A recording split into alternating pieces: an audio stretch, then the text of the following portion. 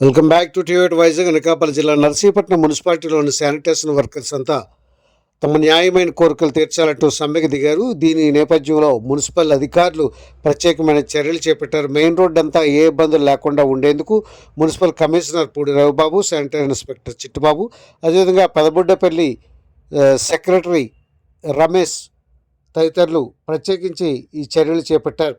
ఈ చర్యలో భాగంగా మెయిన్ రోడ్లో ఎటువంటి ఇబ్బందులు లేకుండా పర్మనెంట్ కార్మికులతోనే ఉన్నంతలో ఏది లేదనిపించుకోకుండా చెత్తంతా క్లియర్ చేసే పని అయితే చేపడుతున్నారు. ఈ సందర్భంగా టీవీ వైజాగ్ అక్కడ అధికారులను పలకరించినప్పుడు వారు కొన్ని వివరాలను తెలియజేశారు.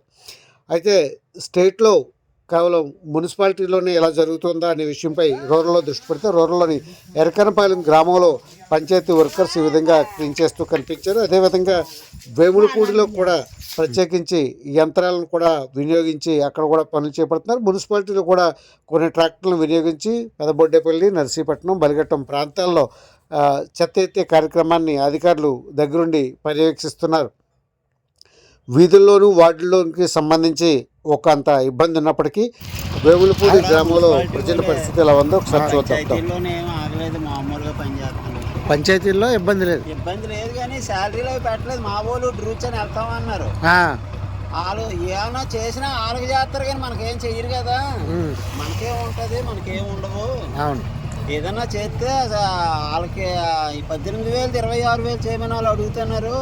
మరి 6,000 తోటి మేము ఎలా బతుకుతాం, మేము వెళ్తామా అన్నారు. ఏదో మన సర్పంచ్ వాళ్ళు ఉన్నారు కదా, ఏదో చేస్తారు కదా చెప్పేసి అయినా అడిగి చేయించు. పెదబొడ్డపల్లిలో ప్రత్యేక చర్యలు చేపడుతున్న అధికారులతో మాట్లాడదాం. మెయిన్ రోడ్స్ ఏదైనా మాకు అన్యాయమే కదా అలా చేస్తే. సమ్మెకి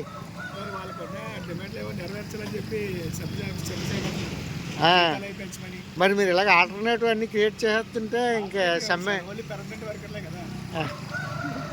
ఎంతమంది అన్నారు పర్మనెంట్? మనకి పర్మనెంట్ వర్కర్స్ 16 మంది. బొడ్డుపల్లి అయితే 5, నర్సీపట్నంలో 6, బలిఘట్టంలో 5, మొత్తం 16. వీళ్ళతో మెయిన్ రోడ్స్ అన్ని క్లీన్ చేస్తాను. ధన్యవాదాలు. ఇప్పటికే కార్మికులతో మంత్రులు జరిపిన చర్చలు విఫలమయ్యాయి. దీంతో మళ్ళీ చర్చలు కొనసాగిస్తున్న కార్మికులు ఉన్నారు. ఈ నేపథ్యంలో అధికారులు ఎలా ఆల్టర్నేటివ్ చేసుకుంటూ ప్రజలకు ఇబ్బంది కలగకుండా చర్యలు చేపడుతున్నామని అధికారులు తెలియజేస్తున్నారు. దీంతోపాటు municipal commissioner Pudi Ravibabu, sanitary inspector Chittubabu కూడా ఆ రోడ్లపైన తిరుగుతూ వీలైనంత మేర చెత్తను క్లియర్ చేస్తున్నారు. Thank you to Vizag.